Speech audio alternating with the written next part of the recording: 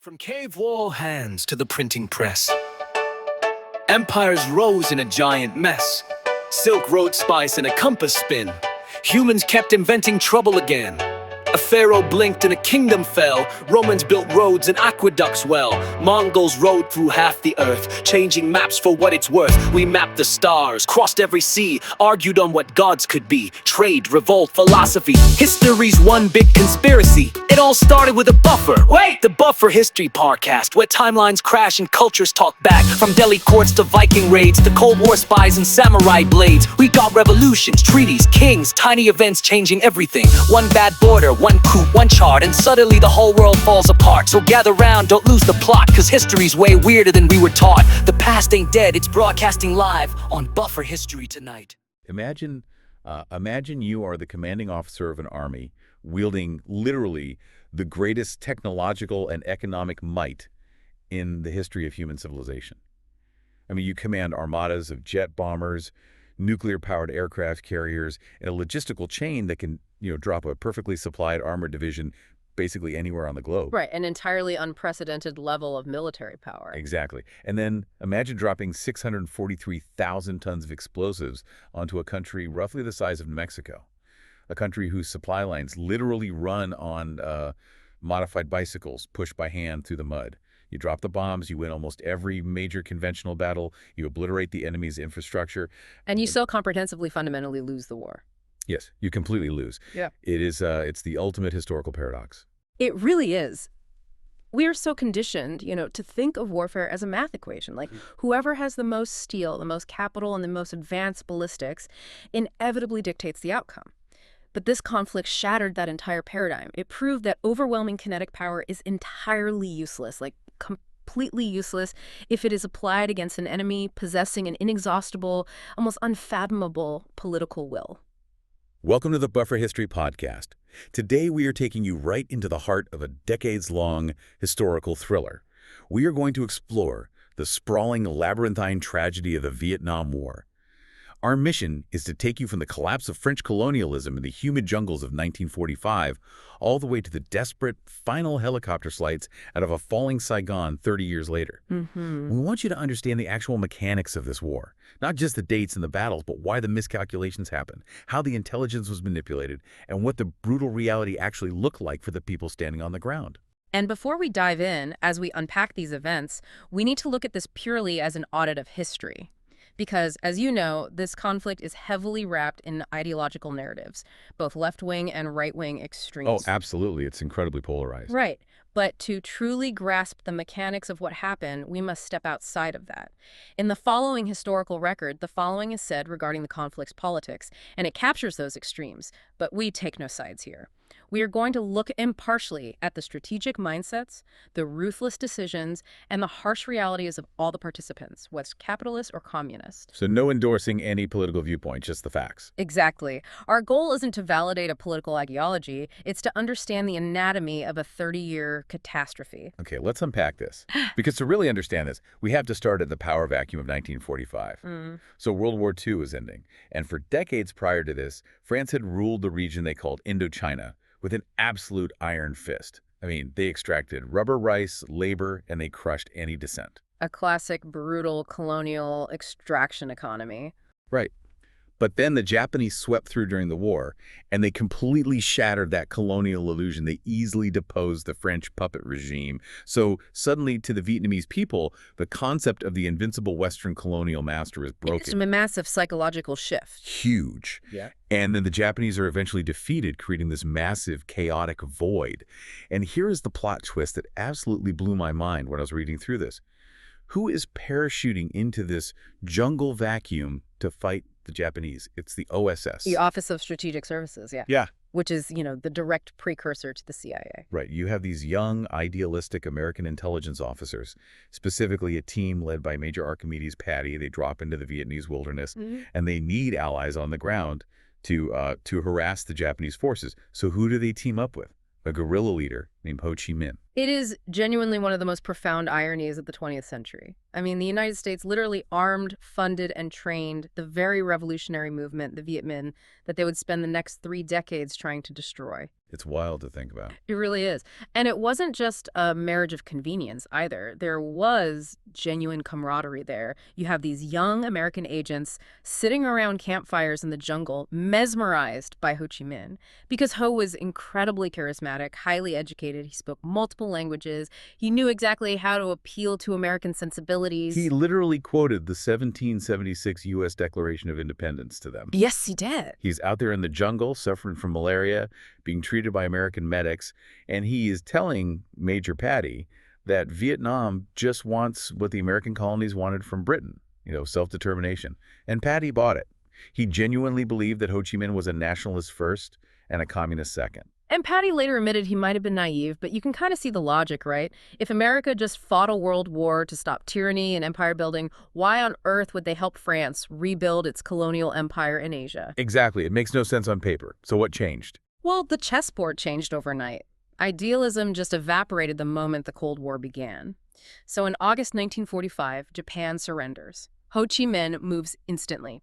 He steps right into the power vacuum in the north, captures Hanoi, and persuades the French-backed figurehead Emperor Bao Dai to abdicate. He didn't waste a single second. No, he didn't. Ho Chi Minh declares an independent Vietnam and reaches out to Washington and Paris asking for recognition. But Paris is now under the interim leadership of General Charles de Gaulle. And de Gaulle is this proud, stubborn nationalist who believes that France's resurrection as a global power absolutely depends on reclaiming its overseas empire. Right. He needed the empire to prove France was still a superpower. Exactly. Yeah. So he arrogantly refuses to even entertain the idea of Vietnamese independence. He essentially drafts a 30-year suicide note for French forces right then and there. De Gaulle sends in a hardline colonialist, Admiral Thierry d'Argenleu, to be the High Commissioner, and the sheer messiness of how the French physically reclaimed control is staggering. Like, in September 1945, you have British and Indian troops arriving in the southern capital, Saigon, commanded by Major General Douglas Gracie. Right, and Gracie's job is just to disarm the Japanese. That's his only mandate. But what does he actually do? He fundamentally oversteps. Gracie is an old-school imperialist. He takes one look at the Vietnamese trying to govern themselves, deems it unacceptable anarchy, and decides to restore order. Right. He releases the imprisoned French colonial troops, and then, in a move that sounds like dark fiction, Gracie actually rearms the surrendered Japanese prisoners of war and orders them to help British and French forces kick the Viet Minh out of Saigon. Wait, I had to read that part twice when we were researching this. Weeks after the end of World War II, Allied forces are giving weapons back to the very Japanese soldiers they just defeated, just so they can crush an independence movement. Yes. It's insane, but it perfectly illustrates the sheer desperation to maintain the colonial status quo. And you have to look at the instrument the French used to try and hold this territory. The military forces themselves. Right. The French public had absolutely no appetite for a war in Asia, so Paris drafted almost no French citizens. Instead, they relied heavily on the French Foreign Legion and colonial mercenaries. And a massive portion of that Foreign Legion, roughly half, were actually Germans. Oh, wow. Yeah, many were former soldiers of the Third Reich who had signed up to escape a ruined Europe. So you have former Nazi soldiers wearing French uniforms, fighting a colonial war in Southeast Asia. That's just surreal. It really is, and the culture within these forces was deeply corrupt. Discipline was terrible. The veteran soldiers were heavily addicted to opium. In fact, the historical records note that the scent of burning caramel, which is what smoking opium smells like, constantly hung over their outposts. Unbelievable. And they were brutal to the local population. As the war dragged on and the French started taking heavy losses from Ho Chi Minh's guerrillas, they instituted a deeply cynical policy they called jaunissement, which translates to yellowing. Right, I saw that. Which meant what exactly? Forcing the locals to fight. Yes, exactly. They began mass conscription of local Vietnamese peasants, putting them in French uniforms under French officers, and forcing them to fight and die against their own people just to spare European casualties. That is horrific. It alienated the population entirely. To the Vietnamese peasant, the French were not just occupiers, they were corrupt, cruel, and entirely illegitimate. Okay, so if the French operation was this toxic, this corrupt, and this deeply hated by the locals, why did the United States suddenly decide to open its wallet and pay for it? Because that is the massive pivot point, right? Yeah. America goes from quoting Thomas Jefferson with Ho Chi Minh in 1945 to becoming the primary financier of the French colonial war by 1950. The answer is pure geopolitical panic. Two massive shocks hit Washington. First, in 1949, Mao Zedong's communist forces win the Chinese Civil War. Suddenly, a massive communist bloc shares a border with Vietnam. Right, the map changes. And second, in 1950, the Korean War breaks out. The U.S. government looks at the map and sees a unified global communist conspiracy expanding outward. This is the birth of the domino theory, the belief that if one nation falls to communism, its neighbors will inevitably topple like a row of dominoes. So Washington stops seeing Ho Chi Minh as a local nationalist fighting for independence, and they start seeing him as an agent of Moscow and Beijing. Precisely. And so the money spigot opens. By 1951, the U.S. is shipping 7,200 tons of military equipment every single month to the French forces in Indochina. 7,000 tons a month. Millions of rounds of ammunition, thousands of trucks, tanks, and aircraft. By the time the French war effort reaches its climax, the American taxpayer is footing 80% of the bill. The French are fighting their colonial war in American helmets, dropping American bombs from American planes. I am really struggling to understand the logic here. It's like a venture capital firm buying out a completely bankrupt company, seeing that the customers actively despise the product, but instead of changing the business model, they just pour billions of dollars into the old toxic management team. Why tie yourself to France's battered kite? Because the U.S. was actually playing a European game. They desperately needed France to agree to rearm West Germany to act as a buffer against the Soviet Union in Europe.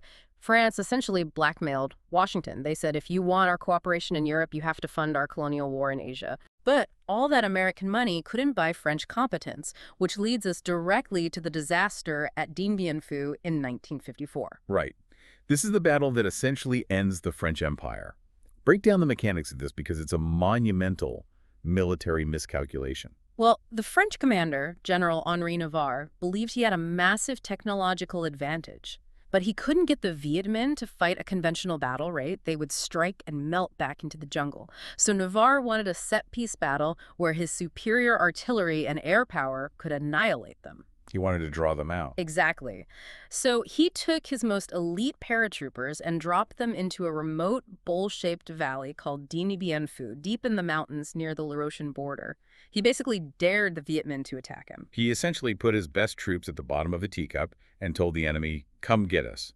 But he assumed the enemy commander, General von Giap, wouldn't be able to get heavy weapons up the mountains surrounding the valley. That was his fatal flaw. Navarre totally underestimated Giap's logistical genius and the sheer willpower of the Vietnamese people. Giap mobilized hundreds of thousands of peasants. They dismantled heavy artillery pieces, strapped them to reinforced bicycles, and manually pushed them hundreds of miles through the jungle. On bicycles? Yes. They dragged these massive cannons up the sheer backsides of the mountains surrounding Dien Bien Phu, dug deep caves so the French planes couldn't spot them, and reassembled the guns. So when the French woke up, they were entirely surrounded by heavy artillery looking right down their throats. It was an absolute slaughter. The French airstrip was destroyed almost immediately. They were trapped in the mud during the monsoon season, being pounded day and night. The garrison was entirely crushed. And that sent shockwaves everywhere. Around the entire globe. A ragged, colonized army had comprehensively defeated a modern Western military machine. Which forces everyone to the negotiating table in Geneva in 1954. And the diplomatic fallout here perfectly sets up the American tragedy. So at Geneva, they agree to temporarily partition Vietnam at the 17th parallel. Ho Chi Minh gets control of the North, and the South remains in the hands of a non-communist government. Right, with a specific condition attached. Yes, they are supposed to hold nationwide elections in 2 years to reunify the country. The U.S. Secretary of State John Foster Dulles is furious. He refuses to accept the loss of the North. He literally leaves in a sulk. Dulles and the Eisenhower administration look at the accords and realize that if free elections are held, Ho Chi Minh will easily win because he's a national hero who just defeated the French. So the U.S. decides to blatantly ignore the Geneva Accords. They just pivot. They pivot. They step in as the French pull out, and they decide to artificially construct and prop up an entirely new nation, South Vietnam. And they install a man named Ngo Diem to run it. So to the average rice farmer in the Mekong Delta, nothing really changed. The uniforms changed from French to American, but the structure was exactly the same. You have a foreign power propping up an elite, Western-aligned government in Saigon that has absolutely no connection to the rural peasantry. Exactly. What's fascinating here is that the U.S. didn't just inherit a country, they inherited a deeply flawed colonial structure that Vietnamese peasants already despised, and they fueled it with pure Cold War paranoia. Which brings us to the global chessboard. The larger context of the era. Right. The U.S. administration sold this to the American public as a grand, centralized conspiracy directed by Moscow and Beijing. They claimed that if we didn't stop them in Vietnam, they would be invading California next. But the reality on the communist side was actually incredibly fractured, wasn't it? Highly fractured. The irony is that in the late 1950s and early 1960s, neither the Soviet Union nor China actually wanted a massive hot war in Vietnam. Both Moscow and Beijing were trying to prioritize global détente with the West. Yes, the Soviet leader, Nikita Khrushchev, was terrified of nuclear escalation. He specifically told his ambassador to Washington that his foremost priority was avoiding an armed showdown with the U.S. Wait, if the main communist superpowers didn't want a war, how did Hanoi get all the weapons to fight one? Because of the Sino-Soviet split, Russia and China had a bitter falling out over who was the true leader of the global communist revolution. Neither could afford to look weak or unsupportive of a Marxist uprising, or they would lose credibility with the rest of the developing world. Ah, so it was a giant PR competition between them. Exactly. They were essentially trapped into supplying Hanoi. They would ship surface-to-air missiles and tanks, while privately begging the North Vietnamese leadership to please calm down and not provoke the Americans. That is fascinating. The superpower patrons were being held hostage by their own client state. And let's look at the South during this period. The narrative was that North Vietnam was aggressively invading South Vietnam. But the resistance in the South, the guerrillas who would become known as the Viet Cong, they actually started spontaneously, right? It wasn't a top-down invasion initially. Not at all. The uprising in the South was an organic reaction to the sheer cruelty of the U.S.-backed leader, Ngo Diem. Diem was an authoritarian who operated through nepotism. His security forces were completely out of control. Right. They would sweep through villages, executing people without trial, torturing suspected dissidents. We see records of government troops rolling into a village and murdering 150 inhabitants, when only a tiny fraction of them had any actual ties to communist ideology. Diem's regime was creating its own enemies faster than it could kill them. It was a spontaneous rural rebellion born of sheer desperation. But this is where the North Vietnamese Politburo steps in. And we have to talk about a man named Le Duan. When most people think of North Vietnam, they think of Ho Chi Minh. But Ho was actually sidelined, wasn't he? Yes. By the early 1960s, Ho Chi Minh was largely a figurehead, an inspirational grandfather figure. The real power had been seized by Le Duan, the first secretary of the Communist Party. What kind of leader was he? Le Duan was a ruthless, iron-willed pragmatist. He saw the spontaneous uprising in the South against Diem, and he essentially hijacked it. In 1963, Le Duan pushed through what was called Resolution 9. What was the mechanism of that? Like, how did it actually change the war? It was a monumental shift. Before Resolution 9, the North was focused on political struggle and consolidating their own economy. Le Duan forced the Politburo to commit to an all-out armed struggle to unify the country, no matter the cost. He purged the moderates. Just cleaned house. Entirely. He vastly expanded the Ho Chi Minh Trail, which was a labyrinthine network of jungle paths running through neighboring Laos and Cambodia, and started funneling thousands of regular North Vietnamese troops and weapons down into the south to take control of the local insurgency. He turned a regional rebellion into a massive, organized proxy war. And as this insurgency explodes, we hit what I think is the most frustrating, infuriating part of this entire thriller, the credibility gap. Yeah. The sheer, deliberate disconnect between what the U.S. military command was saying and the absolute reality on the ground. It was a feedback loop of institutional delusion. You have the U.S. military commander in Saigon in the early 60s, General Paul Harkins. Harkins treated the war like a public relations campaign. He constantly fed Washington and the press glowing metrics. He pointed to the number of weapons captured or the body counts and confidently stated that the war was practically won. But the people actually fighting the war, the junior officers, the U.S. military advisors embedded with the South Vietnamese army, the ARVN, they were losing their minds. You had legendary journalists like David Halberstam and Neil Sheehan and brilliant military advisors like Colonel John Paul Van basically screaming that the metrics were entirely fake. John Paul Van explicitly warned his superiors that General Harkins was allowing himself to be willingly duped. The South Vietnamese commanders didn't want to take casualties, because losing troops meant losing political favor with Diem. Right. So they would avoid combat. They would call in massive American artillery strikes on empty stretches of jungle, wait for the smoke to clear, walk in, and claim they had annihilated a Viet Cong battalion. Harkins accepted these faked reports because it fit his narrative. Here's where it gets really interesting, though. Washington chose to believe Harkins because he had stars on his shoulders, while dismissing the reporters as pessimistic troublemakers. But it wasn't just anecdotal journalism. There was hard statistical evidence that the U.S. strategy was built on a fantasy. Tell me about the Rand Corporation study, because this blew my mind. The Pentagon literally paid to find out the truth and then ignored it. It's a tragic study in bureaucratic willful ignorance.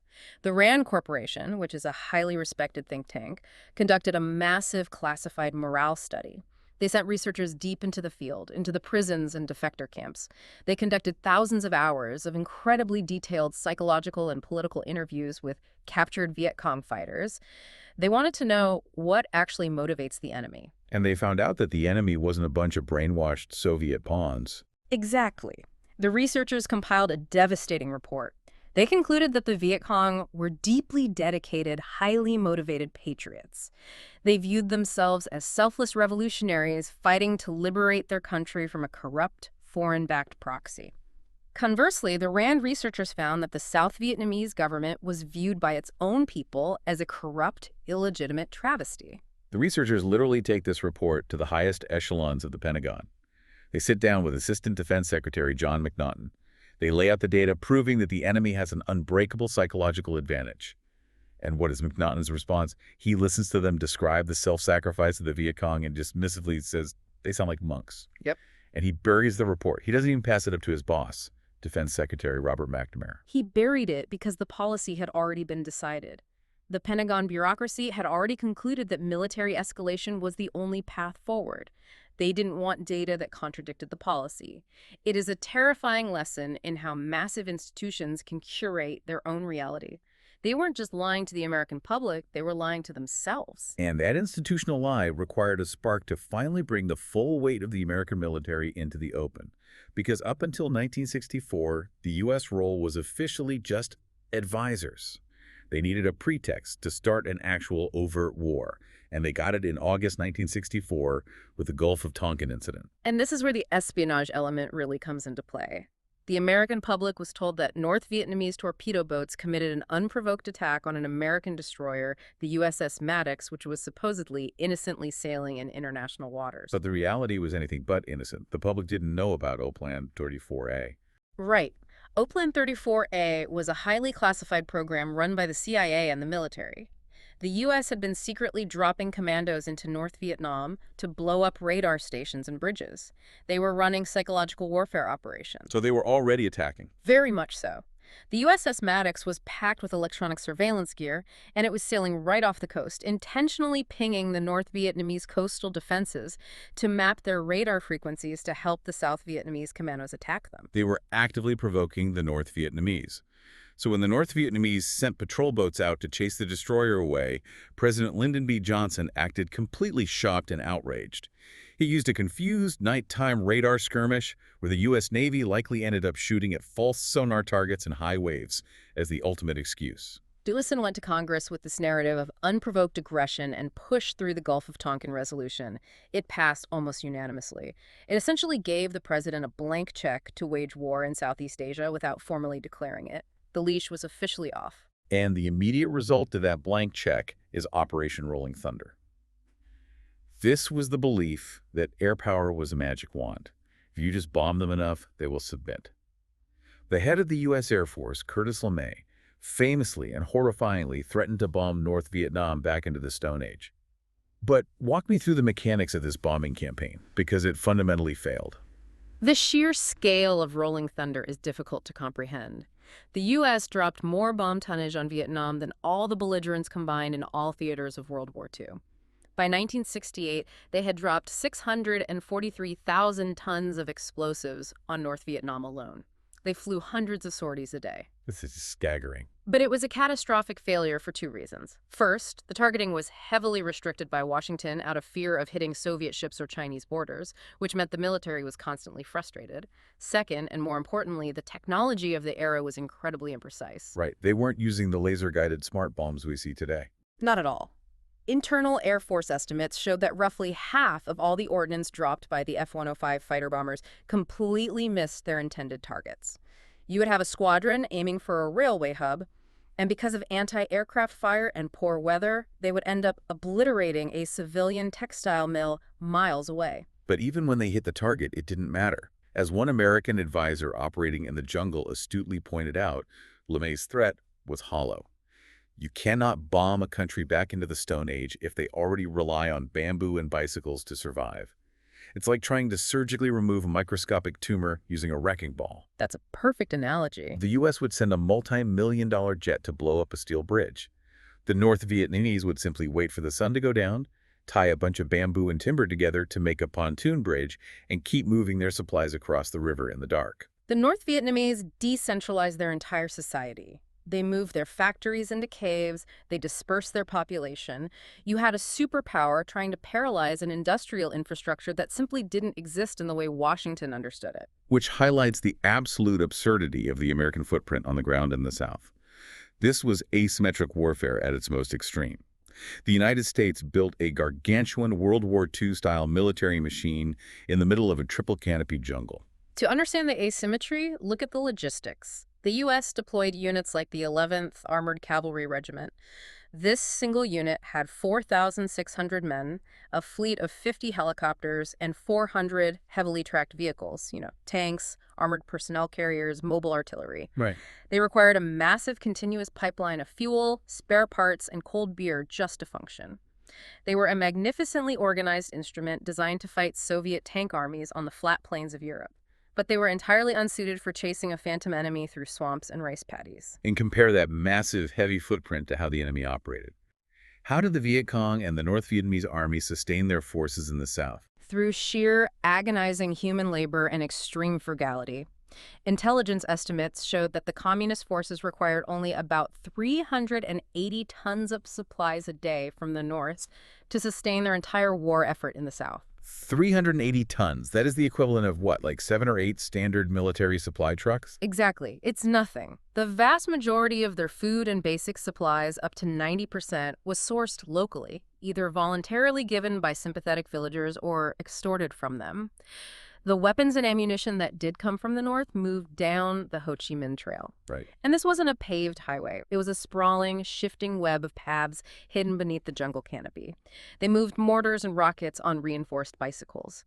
A porter would push a bicycle loaded with 400 pounds of explosives through the mud at night for months on end, suffering from malaria and constant airstrikes. It is a profound testament to Duan's strategy of total commitment. But we absolutely must talk about the human toll here. While the American media, understandably, focused heavily on the tragic loss of over 58,000 American lives, the destruction inflicted upon the Vietnamese people was apocalyptic. The ratio is staggering. Approximately 40 Vietnamese died for every single American casualty. And to look at this history impartially, we have to examine the brutal mechanics of how both sides treated the civilian population, because the civilians were caught in a terrifying meat grinder. On the American side, the core strategy devised by General William Westmoreland was search and destroy. The metric for success wasn't taking territory, it was the body count. Which directly incentivized slaughter. It did. U.S. forces would be inserted by Huey helicopters into a village. They would rely on massive, indiscriminate firepower, artillery strikes, napalm, white phosphorus, just to engage suspected snipers. The sheer weight of this explosives-heavy doctrine obliterated thousands of ancestral villages and turned millions of peasants into homeless refugees. And the pressure to produce body counts led to horrific atrocities. The most infamous was the My Lai massacre, where U.S. soldiers methodically murdered hundreds of unarmed men, women, and children. But there were many others, like Thanh Phong, where a U.S. Navy SEAL team commanded by Bob Carey killed a group of civilians during a night raid and later attempted to cover it up. But the narrative that the Viet Cong were just noble agrarian heroes is equally false. The communist forces were systematic, cold-blooded and terrifying in their application of terror. Absolutely. The violence of the Viet Cong wasn't collateral damage from airstrikes. It was deliberate, targeted political assassination. The NLF, the National Liberation Front, operated a security apparatus called the Ban and Nien. Their explicit goal was to destroy the Saigon government's administrative capacity. Right, cut off the head of the local government. Yes. They assassinated tens of thousands of local officials, school teachers, health workers, and anyone who showed loyalty to South Vietnam. They would literally enter a village at night, drag the government-appointed mayor out into the square, and execute him in front of his family to send a message. They buried indigenous political opponents alive. They forced conscription on deeply impoverished villages, taking away the young men needed for the rice harvest. The brutality was comprehensive. There's one account in the historical records that mentions this incredibly brave old farmer who got so fed up he yelled at the communist cadres that they were worse and more oppressive than the imperialists they claimed to be fighting. The peasant was just trapped. They were trapped between the high-tech explosive wrath of a superpower and the ruthless totalitarian purges of a revolutionary movement. And this horrific stalemate brings us to the ultimate turning point of the war. The illusion of control shatters in 1968. By the end of 1967, the American public was growing incredibly weary. So General Westmoreland went on a PR tour in the United States, giving speeches at the National Press Club, insisting that the end was in sight. He claimed the crossover point had been reached, right, where the U.S. was killing the enemy faster than they could be replaced. Exactly. But up in Hanoi, Duan is looking at the board and planning the ultimate plot twist. He orchestrates a countrywide, synchronized surprise attack, the Tet Offensive. Explain the setup for this, because the U.S. intelligence failure is mind-boggling. So Le Duan chose the Lunar New Year Tet, which was traditionally a time of truce where soldiers on both sides went home to their families. He planned to strike every major city and military base in South Vietnam simultaneously. To pull this off, the communists engaged in a brilliant campaign of deception. They launched a massive conventional siege against a remote U.S. Marine outpost called Khe Sanh, near the demilitarized zone. And Westmoreland completely took the bait. He really did. Westmoreland was terrified of suffering a defeat like the French did at Dien Bien Phu. He poured thousands of troops and massive air power into defending Khe Sanh, convinced it was the main enemy objective. Meanwhile, tens of thousands of Viet Cong guerrillas were quietly infiltrating the cities. They smuggled AK-47s and rocket-propelled grenades under loads of vegetables. They held fake funerals and hid ammunition inside coffins. The warning signs were everywhere. I read the U.S. intelligence literally captured pre-recorded audio tapes on January 27th, days before the attack, of communist padres announcing the glorious capture of Saigon and Hue. But the U.S. command was so fixated on their own narrative at Khe Sanh that they dismissed the intelligence as just propaganda. They couldn't conceive that the enemy had the logistical capacity to strike everywhere at once. The secrecy on the communist side was absolute. Right up until the last minute, the troops themselves didn't know the targets. The records describe two top Viet Cong commanders sitting on a mattress in a swamp base deep in the Mekong Delta. It's January 28th. They are eating a freshly caught fish when a motorcycle courier suddenly arrives with an urgent, top-secret letter from Hanoi setting the H hour for midnight. And when the clock strikes, the execution is staggering. Under the cover of traditional holiday firecrackers, 80,000 communist troops launch a coordinated assault. They strike over 100 cities and towns. The most shocking moment, the image that basically breaks the American psyche, is when a Viet Cong sapper squad blasts a hole in the outer wall of the heavily fortified U.S. embassy in Saigon. They didn't get into the main building, but for hours, communist guerrillas were running around the grounds of the American embassy, exchanging gunfire with MPs.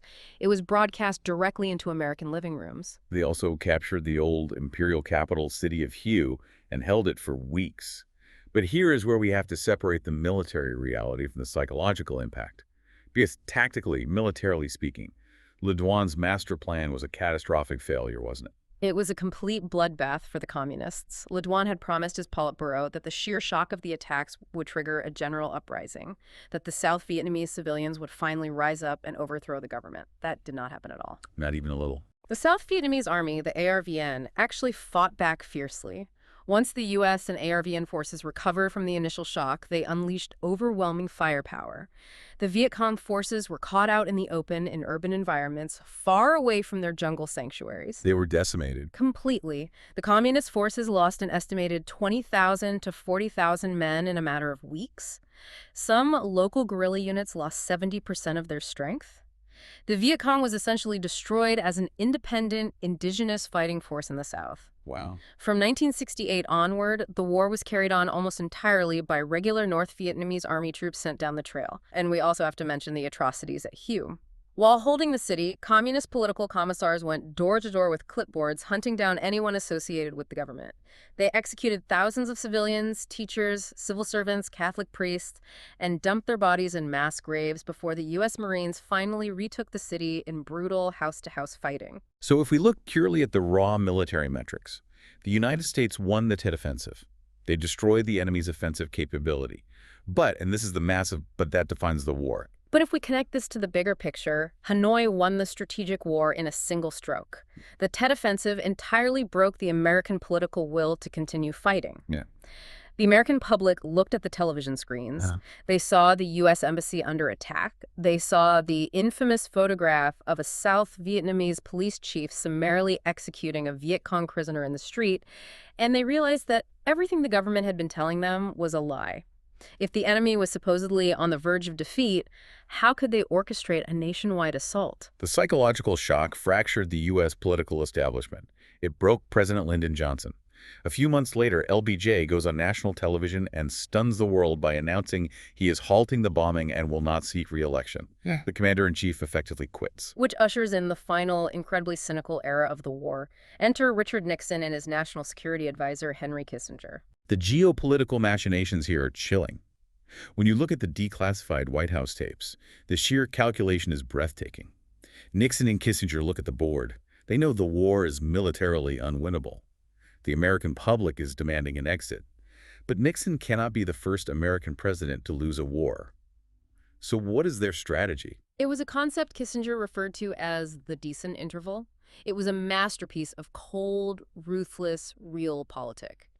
They knew South Vietnam was ultimately doomed, but they needed to delay the collapse just long enough to extract American troops, secure Nixon's landslide re-election in 1972, and make the inevitable fall of Saigon look like the fault of South Vietnamese incompetence rather than an American surrender. So they wanted an interval of time. Yes, an interval of time between the U.S. withdrawal and the communist victory so the U.S. could save face on the global stage. So they essentially continued to fight and allowed thousands more Americans and hundreds of thousands of Vietnamese to die purely to manage the optics of a defeat they already knew was coming. Yes. They instituted a policy of Vietnamization. This meant slowly pulling American combat troops out while massively arming the South Vietnamese military, demanding they take over the fighting. But the flaw was obvious. The ARVN was entirely built and trained to fight the American way, heavily reliant on massive U.S. logistical support and air power. Right, you can't just hand a developing nation an incredibly complex, expensive military machine and expect them to run it without the technicians and the bankroll. Exactly. And this weakness is violently exposed during the 1972 Easter Offensive. The North Vietnamese launch a massive conventional invasion. They aren't hiding in the jungle anymore. They are rolling across the border with hundreds of Soviet-supplied T-54 tanks. And the South Vietnamese army initially buckles under the weight of a conventional armored assault. The only thing that saved South Vietnam from total collapse in 1972 is American air power. Nixon unleashes Operation Linebacker, the most intense bombing campaign of the war, including B-52s flattening targets around Hanoi and mining the harbors. And it worked temporarily. The U.S. air power smashes the communist tentacles, but the message is crystal clear to everyone, especially Hanoi. The South Vietnamese military cannot survive without the U.S. Air Force covering them. And Nixon knows he's pulling the plug. In January 1973, after intense bombing forces Hanoi back to the table, Kissinger and North Vietnam's Le Duc Tho sign the Paris Peace Accords. The deal is simple. The U.S. gets its prisoners of war back, the U.S. withdraws all its remaining combat troops, and South Vietnam is temporarily left intact. But crucially, the North Vietnamese troops already inside the South are allowed to stay right where they are. It was a death sentence for South Vietnam. The U.S. packed up and left. They left the ARVN with a massive stockpile of weapons, making them, on paper, one of the largest armies in the world. But then the U.S. Congress, deeply traumatized by the war and engulfed in the Watergate scandal, violently cuts off the funding. Just pulls the rug out. They slash the military aid. They pass laws explicitly forbidding the return of U.S. air power. South Vietnamese soldiers suddenly find themselves rationed to 2 artillery shells a day and lacking the fuel to fly their helicopters. which sets the stage for the final act. The thriller reaches its terrifying climax in 1975. The North Vietnamese High Command, including General Giap, who had returned to a key operational role, decides to test the waters. They want to see if the Americans will actually come back if they attack. So in March 1975, they launch a massive assault on a provincial capital in the Central Highlands called Ban Mi Thuet. The attack is incredibly swift and devastating. The North Vietnamese completely overrun the city, and Washington does absolutely nothing. No B-52s arrive. At that moment, Hanoi realizes the door is wide open. They order a full-scale offensive to take the entire country. But the sheer speed of the collapse is what is so shocking. It wasn't a grinding month-by-month defeat. The South Vietnamese army unravels in a matter of weeks. And a massive part of that is due to the absolute panic of South Vietnam's president, Nguyen Van Thieu. Thieu realizes he is totally isolated. He panics and issues a series of disastrous conflicting orders. First, he orders his elite airborne and marine divisions to abandon their defensive positions in the northern provinces and pull back to defend the capital, Saigon. Then he looks at the disaster in the Central Highlands and orders his forces there to retreat down a crumbling, abandoned logging road through the jungle to the coast. It becomes known as the Convoy of Tears. You have tens of thousands of heavily armed ARVN soldiers mixed with hundreds of thousands of terrified civilian refugees trying to flee down a single dirt road. The North Vietnamese artillery zeroes in on them. It's a massacre. The command structure completely evaporates. The psychological collapse was absolute. The South Vietnamese military had been built on the promise of American support. Without it, and faced with the terrifying reality that the U.S. Congress wouldn't send a single dollar more in emergency aid, there was a profound sense of betrayal, a real stab-in-the-back mentality. Discipline disintegrated. You had officers abandoning their men to board escaping ships. You had stampedes at the air bases. And you also had South Vietnamese officers, realizing the end was here and terrified of communist retribution, quietly saluting the flag and committing suicide rather than face capture. The scenes from those final days are just harrowing. There was one story from the historical records that just broke me. It's late April. The North Vietnamese army is encircling Saigon. Rockets are slamming into Tan Son Hut Air Base. A South Vietnamese Air Force lieutenant named Yang Kim is at the base. Yeah. His commander realizes it's completely over. He looks at Kim and just says, "Go home, take care of yourselves.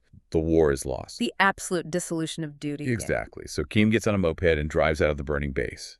And as he is driving through the chaotic, panicked streets of Saigon, he sees something that encapsulates the entire tragedy. In the middle of this stampede of humanity, he sees two small children, a boy and a girl, just sitting quietly on a mountain of luggage on the sidewalk. Kim stops. He asks them what they're doing. The little boy looks at him and says, "Our parents told us to wait for them." It's the late afternoon. The parents have been gone since morning. They abandoned their kids in the panic to find a way out of the country. That is just heartbreaking. Kim knows he cannot take them with him. There is no room, nowhere to go. All this hardened combat pilot can do is buy them some fruit juice from a vendor, tell them to go back to their house and drive away. He eventually manages to jump onto a crowded, panicked refugee boat just as the communist tanks roll into the city. It is a perfect microcosm of a nation abandoned. And finally, on the morning of April 30, 1975, the long war comes to an end. Russian-built T-54 tanks of the North Vietnamese Army smash through the iron gates of the Independence Palace in Saigon. The flag of the Viet Cong is raised. The 30-year struggle is over. It is over. Let's look at the ultimate audit of war. The sheer scale of the destruction is difficult for the human mind to process. You have up to 2 million Vietnamese civilians dead. Millions more wounded, displaced, or suffering from the long-term genetic horrors of chemical defoliants like Agent Orange that the U.S. sprayed over the jungles. You have 58,000 Americans dead, and a generation of veterans who returned home to a deeply divided, ungrateful nation. The scars were permanent. For the United States, Vietnam shattered the post-World War II myth of American invincibility and moral rectitude. The military had to be entirely rebuilt. And for Vietnam, well, while they achieved their goal of an independent, unified country, the cost was total devastation. Right, they inherited a ruin. Exactly. They were ruled by an iron-fisted, autocratic Politburo.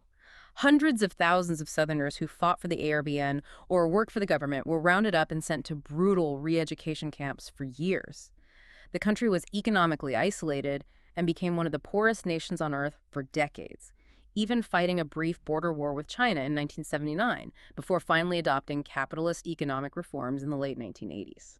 So what does this all mean if we look back at the entire sweep of this thriller, from the OSS agents chatting with Ho Chi Minh to the French disaster to the American escalation and finally the fall of Saigon? The ultimate lesson seems to be a fatal misunderstanding of the nature of the conflict. A profound misunderstanding. The United States relied entirely on overwhelming kinetic power. They measured success in kill ratios and bomb tonnage.